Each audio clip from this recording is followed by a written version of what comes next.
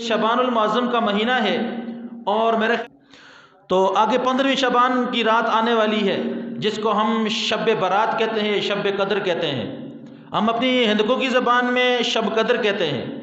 اور اس کو اردو کی زبان میں شب برات کہتے ہیں، یہ شب قدر بھی کہتے ہیں اس کو۔ یعنی کچھ کام جو ہیں وہ اس میں کرنے سنت ہیں اور کچھ کام اس میں کرنے جو ہیں وہ بدعت ہیں۔ مثال کے طور پر جب 15ویں شعبان کی رات آتی ہے تو لوگوں کا یہ ذہن ہوتا ہے، وہ اپنا یہ ذہن بنا لیتے ہیں کہ کھانا بناتے ہیں۔ میں سیدھی طرح بات کروں گا کھلی کھلی تاکہ آپ کو صحیح طریقے سے سمجھ آ سکے۔ کوئی چیز بھی پکاتے ہیں، میٹھی چیز پکائیں یا نمکین چیز بنائیں، اور دعا کرتے ہیں۔ دعا بھی دو طرح کی جاتی ہے، اور وہ عورتوں نے ایک مخصوص بات کی ہوتی ہے نا کہ ایک دعا کی جاتی ہے زندوں کے لیے کہ آج زندوں کی دعا ہے، اور ایک دعا ہوتی ہے مردوں کے لیے کہ آج مردوں کے لیے دعا ہوگی۔ جو زندہ ہیں وہ اپنے لیے خود دعا کیوں نہیں کر سکتے؟ پہلی بات، اگر ایک انسان خود زندہ ہے اور بالکل تکڑا ہے یا بالکل چارپائی پر بھی پڑا ہے، سانس لیتا ہے، گپ شپ لگاتا ہے، تو وہ اپنے لیے خود دعا کیوں نہیں کرتا؟ اور دوسری بات، جو مردوں کے لیے کی جاتی ہے دعا، چلو مردے تو وہ تو فوت ہو گئے، ان کے لیے تو دعا کر سکتے ہیں آپ، لیکن اسی رات کو 15 شعبان کی رات کو ہی کیوں اس کے لیے مختص کیا جاتا ہے کہ اسی رات کو دعا کرنی ہے، اس کے علاوہ ہم نے مردوں کے لیے دعا نہیں کرنی؟ تو کسی دن کو، کسی وقت کو، کسی رات کو مختص کرنا یہ سنت کے خلاف ہے، اور یہ انسان کے لیے خطرہ ہے کہ انسان ایک دن کو مختص کر لے کہ اسی دن کو مردوں کے لیے دعا کرنی ہے، اسی دن کو عبادت کرنی ہے، یا اسی دن کو میں نے فلاں کام کرنا ہے، تو یہ انسان کے لیے خطرہ ہے۔ اور پھر کیا کرتے ہیں کہ وہ کھانے کی چیزیں بنا کر رکھتے ہیں، میٹھی چیز بناتے ہیں، نمکین چیزیں۔ تو آپ یہ بات غور سے سن لیں کہ اگر آپ کے گھروں میں بھی یہ اس طرح کی رسم چلتی ہے تو کوشش کریں اس کو ختم کرنے کی، کیونکہ عورتوں سے تو طرح طرح کی باتیں نکلتی ہیں، طرح طرح کی رسمیں نکلتی ہیں، طرح طرح کی پتہ نہیں کہاں کی بات سنتی ہیں اور کہاں پر آ کر فٹ کر دیتی ہیں، پتہ نہیں کسی اور کے بارے میں بات ہوگی وہ اٹھا کر کسی اور پہ فٹ کر دیتی ہیں۔ تو آپ جو حضرات جہاں پر بیٹھے ہیں یہ کوشش کریں کہ اپنے گھروں میں اپنی خواتین کو اس کی ترغیب دیں۔ تو کھانا بنانے کے بعد ان سے جب پوچھا جاتا ہے کہ تم نے کھانا کیوں بنایا، تو ان کا ایک ہی جواب ہوتا ہے کہ جو ہمارے رشتہ دار، ہمارے عزیز و اقارب اس دنیا سے رخصت ہو گئے، فوت ہو کر چلے گئے، کسی کا بھائی فوت ہو گیا، کسی کا والد فوت ہو گیا، کسی کی والدہ فوت ہو گئی، کسی کے بہن فوت ہو گئی، یا کسی کا کوئی رشتہ دار فوت ہو گیا، کوئی دوست فوت ہو گیا، تو اس کا وہ ذہن یہ ہوتا ہے کہ ہم کھانا اس لیے بنا کر رکھتے ہیں کہ 15ویں شعبان کی جو رات ہوتی ہے، جس رات کو مردوں کے لیے دعا ہوتی ہے، کہ اس رات کو ان لوگوں کی روحیں ہمارے گھروں میں آتی ہیں، اور روحیں آ کر یہ دیکھتی ہیں کہ ان کے لیے ہم نے کیا پکایا ہے۔ یہ جاہلیت کا انتہائی درجے کی جاہلیت اس کو کہتے ہیں کہ یہ نظریہ ہندوؤں اور سکھوں کا ہے، یہ نظریہ ہندوؤں اور سکھوں کا ہے، جو وہ کہتے ہیں جب کوئی انسان مر جاتا ہے تو وہ اپنا دوسرا روپ لے کر دنیا میں پھر آ جاتا ہے۔ تو یہ ہندوؤں کی ایک رسم ہے، یہ مسلمانوں کی رسم نہیں ہے۔ جو انسان اس دنیا سے چلا گیا، فوت ہو گیا، اس کی روح دوبارہ اس دنیا میں کبھی نہیں آئے گی، وہ اسی دن آئے گی جب قیامت قائم ہوگی، اور جب قیامت کا دن ہوگا تو تب اللہ رب العزت روح اور جسم کو آپس میں ملا دیں گے۔ لیکن وہ جہان تو اور ہوگا، وہ تو دوسری دنیا ہوگی، کیونکہ اس دن تو اللہ تعالیٰ نئے آسمان کھڑے کرے گا اور نئی زمین بچھائے گا۔ اس وقت یہ زمین اور یہ آسمان نہیں ہوں گے، یہ آسمان بھی ریزہ ریزہ ہو جائیں گے، یہ زمین بھی تہس نہس ہو جائے گی، اور یوم تبدل الارض غیر الارض، اللہ تعالیٰ اس دن یعنی کہ زمین کو تبدیل کر دیں گے، نئی زمین آ جائے گی، اور آسمان بھی نئے آ جائیں گے۔ یہ دنیا والے آسمان اور زمین نہیں ہوں گے، وہ نئی دنیا ہوگی۔ تو کوئی یہ بالکل ایک جھوٹی بات ہے، اور اس طرح کی باتیں کرنا انسان جو ہے وہ اپنے ذمہ گناہ جو ہے وہ اپنے کھاتے میں لکھتا ہے۔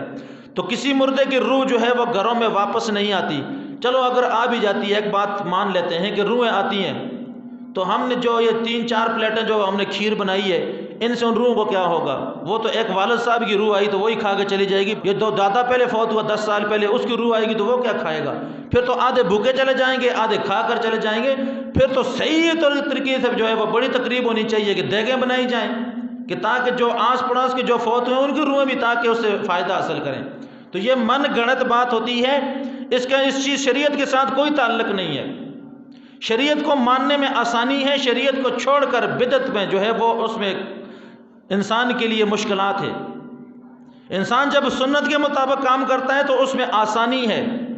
جیسے یہ فرمایا گیا ہے کہ 15 شعبان کی جو رات ہے اس میں قیام کرنا،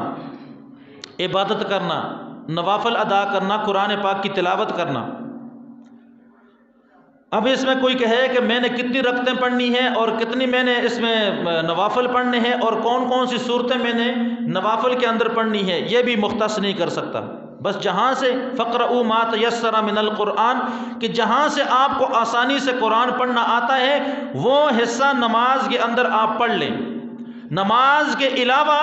اگر آپ قرآن پاک کی تلاوت کرنا چاہتے ہیں کسی بھی وقت تو فقرؤوا ما تیسر من القرآن، جہاں سے جو حصہ قرآن پاک کا آپ کو آسان لگتا ہے اس کی تلاوت آپ کر لیں، چاہے وہ نماز میں پڑھنا ہے یا چاہے وہ نماز کے علاوہ باقی دنوں میں جیسے قرآن کی تلاوت کی جاتی ہے، جہاں سے آپ کو آسانی لگتی ہے بس اس حصے کی تلاوت کر لیں۔ تو اس میں صورتیں مختص کرنا، پھر تسبیحات پڑھنا جی کہ ہم نے سجدے اور رکوع میں تسبیحات کون کون سی پڑھنی ہے، تو کوئی بھی مختص نہیں ہے۔ عام نماز جس طرح فرض نماز پڑھتے ہیں اور جو 5 وقت کی نماز پڑھی اس میں جو تسبیحات ہوتی ہیں وہی تسبیحات نوافل کے اندر، سنت کے اندر، چاہے وہ موقدہ ہوں یا غیر موقدہ اور نوافل پڑھے جاتے ہیں ان میں وہی تسبیحات پڑھی جائیں گی اور اسی طرح اسی ترتیب سے نماز پڑھی جائے گی جس ترتیب سے انسان باقی نمازیں پڑھتا ہے۔ اور پھر فرمایا ہے کہ اس اگلے یعنی 15ویں شعبان کا جو دن ہوگا اس کو روزہ رکھنا یہ مستحب ہے۔ اگر کوئی روزہ رکھے تو اس کو ثواب ملے گا، اگر کوئی روزہ نہ رکھے تو اس کو گناہ نہیں ملے گا۔ ہاں لیکن ایک کوشش کرنی چاہیے کہ 15ویں شعبان کا جو دن ہوتا ہے اس میں انسان بری محفلوں سے بچے اور غلط باتیں کرنے سے انسان بچ جائے۔ کیوں؟ کیونکہ وہ بھی ایک روزے کا دن ہے، بھلے ہی اس میں روزہ فرض نہیں ہے، سنت نہیں ہے، لیکن مستحب تو ہے، یعنی کچھ تو ثابت ہے کہ اس دن روزہ رکھنا ہے۔ تو جو روزہ نہیں رکھے گا اس کو گناہ نہیں ہوگا، لیکن جو رکھے گا اس کو ثواب ہوگا۔ پھر اس کے بعد 15ویں شعبان کے بعد روزہ رکھنا جائز نہیں ہے۔ انسان 15ویں شعبان تک روزہ رکھ لیتا، 3 روزے رکھ لیے، 4 روزے، 5 رکھ لیے، یا 15ویں شعبان کو ہی روزہ رکھ لیا تو ٹھیک ہے، لیکن 15ویں شعبان کے بعد روزے رکھنا یہ جائز نہیں ہے۔ اس کی وجہ کہ رمضان کا پورا مہینہ آگے آ رہا ہے، اس میں 30 روزے رکھنے ہیں۔ اگر انسان یہ 15 شعبان کے بعد یکم رمضان تک 15 روزے رکھے گا تو اس کا جسم تو کمزور ہو جائے گا، پھر یہ نفلی روزے تو رکھ لے گا، جو فرض روزے ہوں گے ان کو یہ کیسے رکھے گا؟ کیونکہ روزہ رکھنے کے لیے، بھوک برداشت کرنے کے لیے انسان کے جسم کے اندر کچھ تو طاقت ہونی چاہیے۔ یہ نہ ہو کہ روزہ رکھ لیا تو بس سارا دن پھر وہ پڑا رہے اور کہے کہ جی اٹھا نہیں جاتا، بس روزہ رکھ لیا۔ تو اس لیے اپنے آپ کو ہلاکت میں نہ ڈالنا چاہیے۔ شریعت اس لیے کہتا ہوں کہ شریعت کے اندر انسان کے لیے آسانی ہے، اگر انسان شریعت سے ہٹ کر کوئی کام کرے گا تو اس میں انسان پھنس جائے گا۔ اور اسی طرح یعنی کہ اس رات کے اندر انسان یہ کوشش کرے کہ اللہ رب العزت سے اپنے گناہوں کی معافی مانگے۔ 2 دن میرے خیال میں تیسری رات جو آگے آ رہی ہے وہ شب برات ہی ہے، گناہوں کی معافی مانگے۔ اور اس رات کو یعنی کہ انسان کے اعمال بھی تقسیم ہوتے ہیں، رزق تقسیم ہوتا ہے، زندگی موت کے فیصلے لکھے جاتے ہیں۔ پچھلے سال جو لوگ ہمارے ساتھ تھے وہ اس سال نہیں ہیں۔ پچھلے سال کتنے ہی لوگ تھے جو ہمارے ساتھ اٹھتے بیٹھتے تھے، باتیں کرتے تھے، گپ شپ لگاتے تھے، ہمارے ساتھ بیٹھ کر کھانا بھی کبھی کبھی کھا لیتے تھے اور محفل بھی جماتے تھے، لیکن اس سال وہ لوگ اس دنیا میں نہیں ہیں۔ تو اسی طرح 15ویں شعبان کی جو رات ہوتی ہے اس میں اللہ تعالیٰ پھر فیصلے لکھ دیتے ہیں کہ اگلے سال تک کس آدمی نے زندہ رہنا ہے اور کس آدمی نے مر جانا ہے، اور کس آدمی نے کتنا رزق کھانا ہے اگلے سال اگلی شعبان کی رات تک،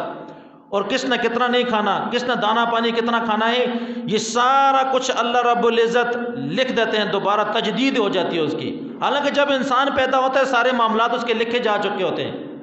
لیکن یہ دوبارہ تجدید کی جاتی ہے، دوبارہ اللہ تعالیٰ دوبارہ یعنی فرشتوں کو یاد دہانی کرواتے ہیں۔ تو اس میں یعنی انسان یہ اندازہ لگا لے کہ کیا پتہ یہ جو 15ویں شعبان کی رات آ رہی ہے اس میں موت کے لیے میرا انعام لکھ دیا گیا ہو۔ جیسے آج دیکھیں، پتہ نہیں ہم میں سے کسی کا کفن ابھی مارکیٹ میں پہنچ چکا ہوگا، ہم میں سے کسی کی جو ہے کفن جو ہے وہ دکان پہ پہنچ گیا ہوگا اور ہمارا اس پہ نام بھی لکھا ہوگا،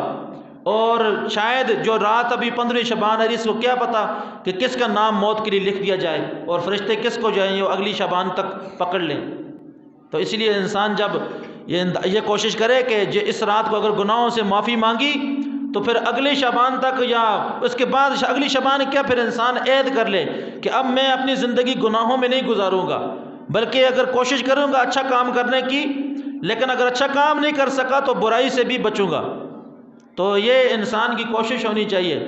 باقی جو لوگ رات کو پٹاخے چھوڑتے ہیں کہ جی خوشی ہوتی ہے 15 شعبان، پٹاخے چھوڑتے ہیں ہواؤں میں اور شور شرابہ ہوتی ہے، اور بڑے بڑے شہروں میں تو خیر سجاوٹ بھی ہوتی ہے، گھروں کو سجایا جاتا ہے، بتیاں لگائی جاتی ہیں کہ جی کیوں جی، کیونکہ شعبان شب برات ہے، تو اس رات کو ہم نے چراغاں کرنی ہے، یہ شور شرابہ کرنی ہے، نعرے بازی کرنی ہے، پٹاخے چھوڑنے ہیں، یہ بھی گناہ ہے۔ یا پھر وہ جو وقت آپ باہر گزارتے ہیں غل غپاڑا کر کے، شور شرابہ کر کے، وہ وقت آپ مسجد میں گزاریں تو آپ کو کتنا فائدہ ہوگا۔ اور ویسے بھی جو دین کی بات کرنے کے لیے جب تو جیسے جمعے کا وقت ہوتا ہے، جمعے والے دن گاڑی کی ٹی کی آواز آتی ہے تو ایک بھی اشارے کرتا ہے، دوسرا بھی کیوں جی ٹائم پورا ہو گیا، یہ ہوتا ہے نا۔ یا عام نمازوں کے لیے جیسے عام نماز ہوتی ہے، ظہر کی نماز، عصر کی نماز، فجر کی نماز، تو بس گھڑی کا جو وسل بولے گا، ٹی ہوگی، تو اس کے بعد پھر یہ نہیں سوچا جائے گا کہ چلو امام اگر 1 منٹ لیٹ ہو گیا یا 2 منٹ لیٹ ہو گیا تو اس کا انتظار نہیں کرتے، بس کھڑے ہو جاتے ہیں نماز کے لیے، یعنی دین کے لیے انتظار نہیں کرتے۔ لیکن میں آپ کے سامنے کھل کر بات کروں گا، شادی بیاہ کے موقع پر جن شادیوں میں جو ہے وہ ڈول دھماکے ہوتے ہیں،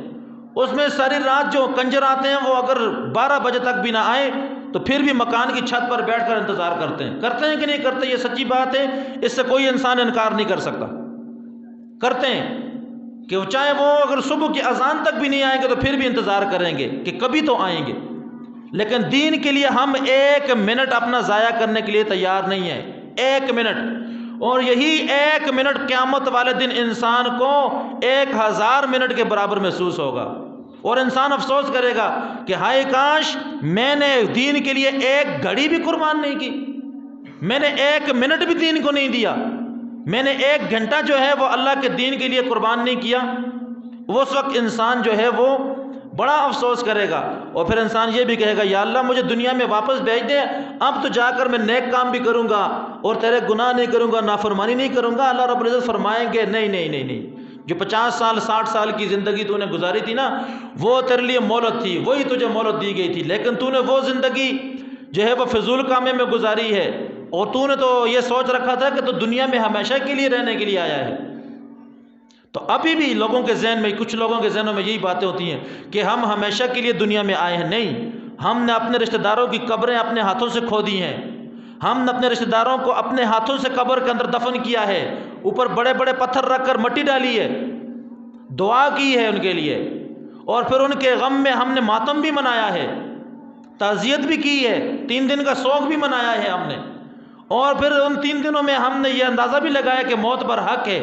لیکن جیسے 3 دن گزرتے ہیں پھر 40واں گزر جاتا ہے، اس کے بعد پھر انسان بھول جاتا ہے، بس وہ گیا تو میری چھٹی ہو گئی، میں نہیں جاؤں گا۔ یہ بات غلط ہے۔ جو انسان دنیا میں آ گیا اور جو بھی زیرو مخلوق اس دنیا میں آ گئی وہ ایک وقت مقرر تک اس دنیا میں رہے گی،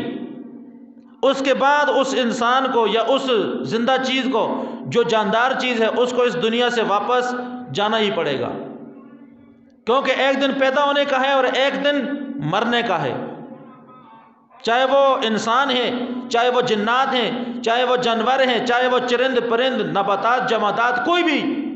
ان کا ایک دن پیدا ہونے کا ہے اور ایک دن ان کی موت کا ہے۔ ایک دن دنیا میں آئیں گے، ایک دن دنیا چھوڑ کر چلے جائیں گے۔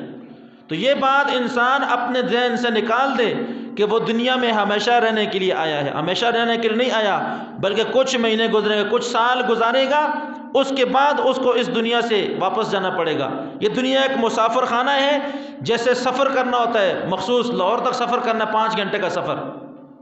5 گھنٹے کا سفر لاہور میں پہنچ جائیں گے۔ اسی طرح یہ دنیا کی زندگی ہے، یہ بھی ایک سفر ہے،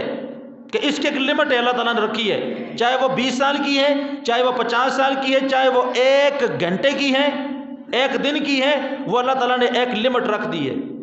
کہ پیدا ہوا کسی کی عمر 100 سال بھی ہو جاتی ہے۔ ہم نے لکی مروت میں 150 سال کا بندہ بھی دیکھا ہے۔ لکی مروت 2015 میں ہم نے اپنی آنکھوں سے 150 سال کی عمر کا بابا دیکھا ہے جو مسجد میں آ کر نماز پڑھتا تھا، پٹھان تھا وہ۔ ہاں، اس کو اٹھنا بیٹھنا، اس کو جو بچے تھے اس کے پوتے تھے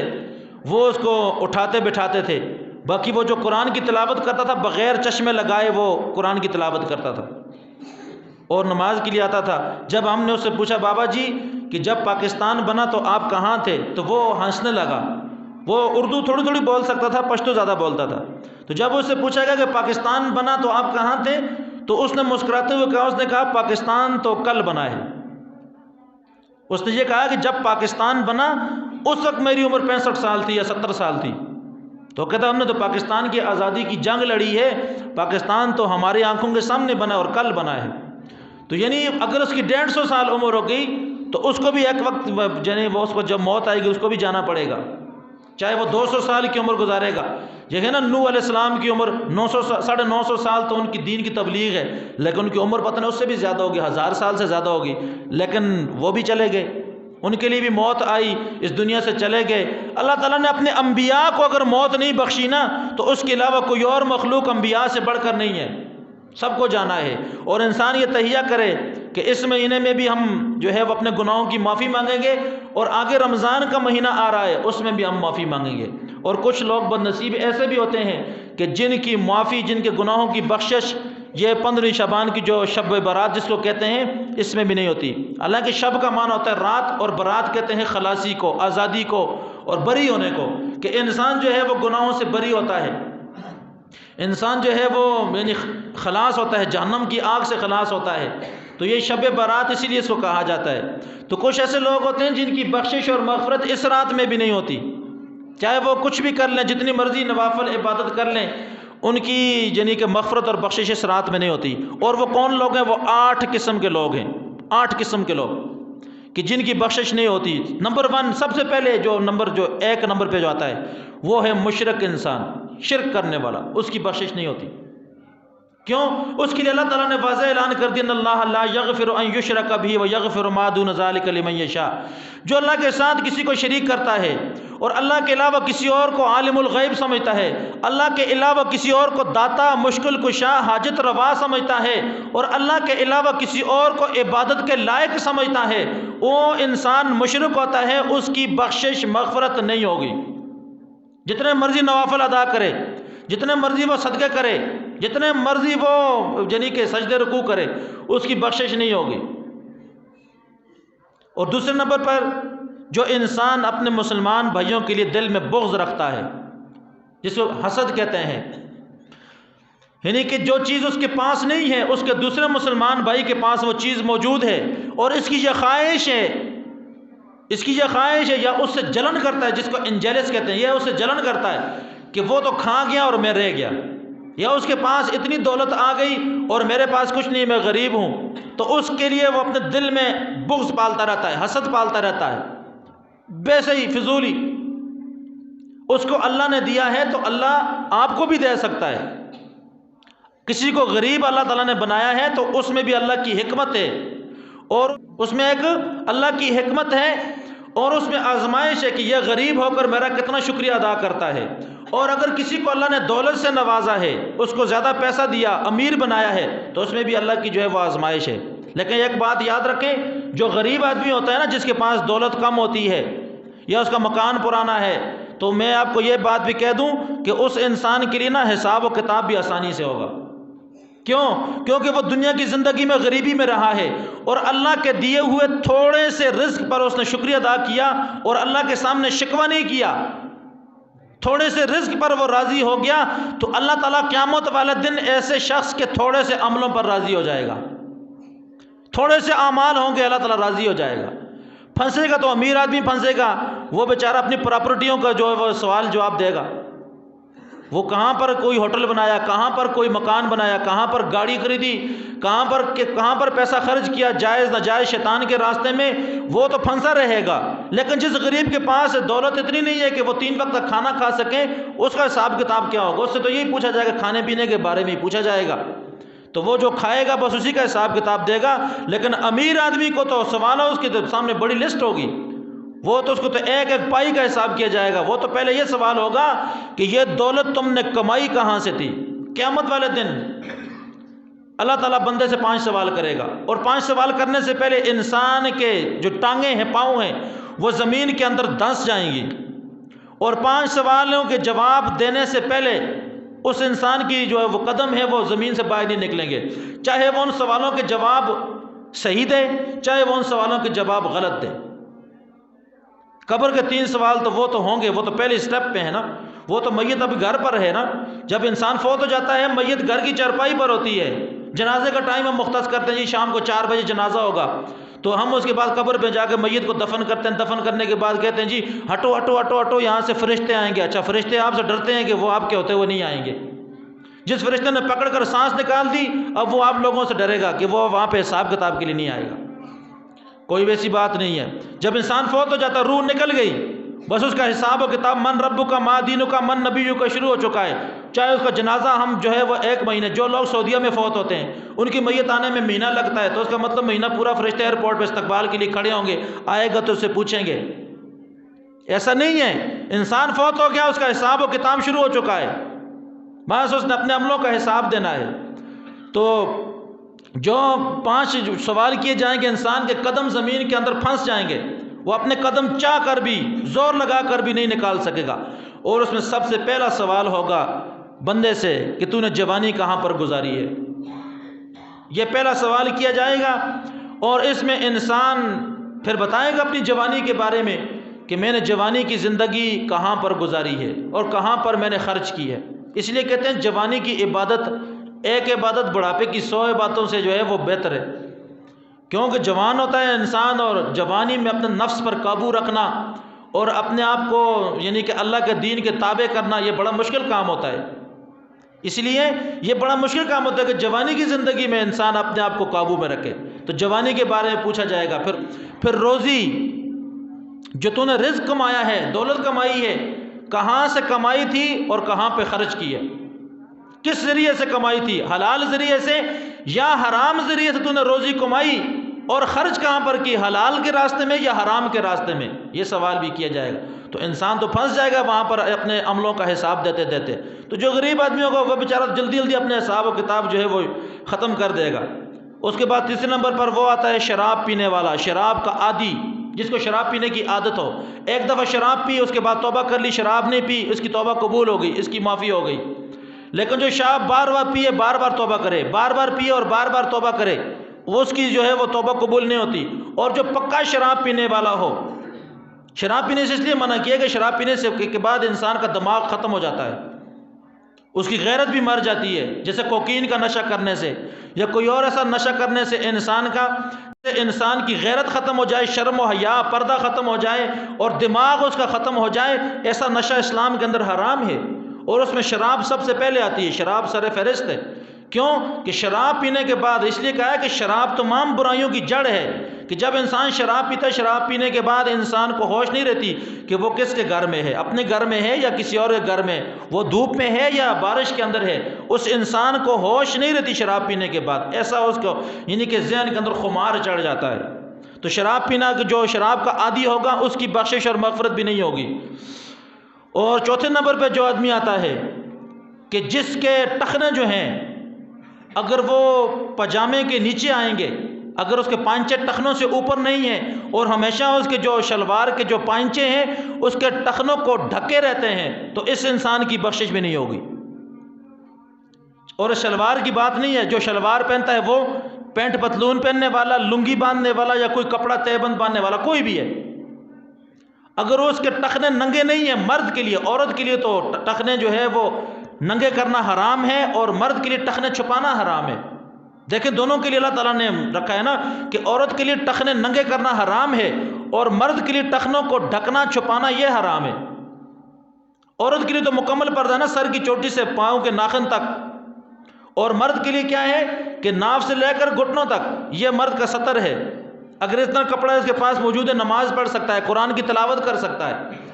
تو جو ہے وہ انسان اپنے ٹخنے ننگے رکھے، اور ٹخنے ننگے رکھنے کے لیے جو حد ہے، اس لیے کہتے ہیں جو انسان اوپر سے نیچے جو پہنتا ہے، یعنی شلوار پہنی ہے یا پینٹ پتلون یا کوئی کپڑا باندھا ہے، لنگی باندھی ہے،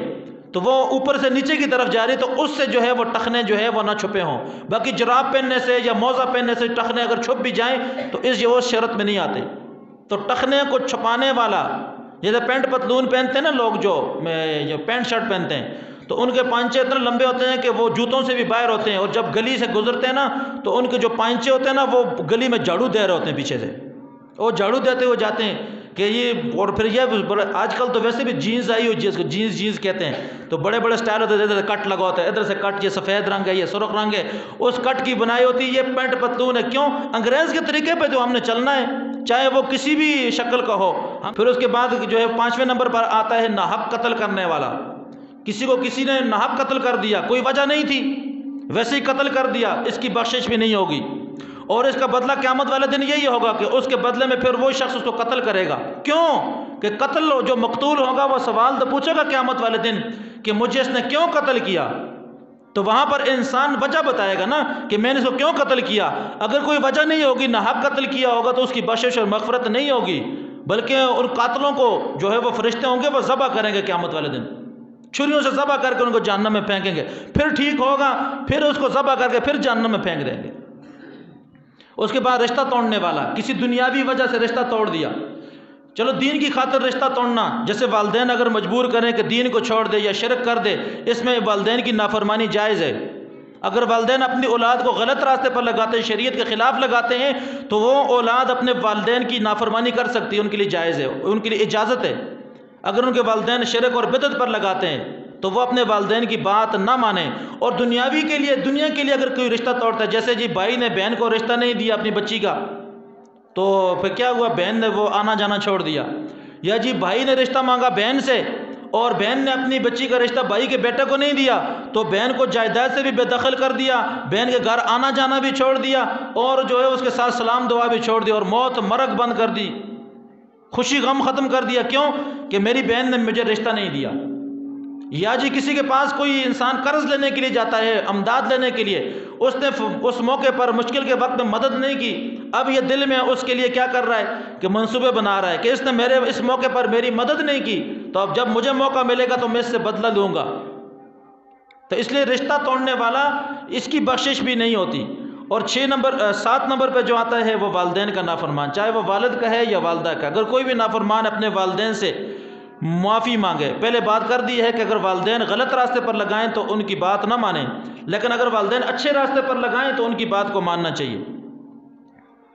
اور 8ویں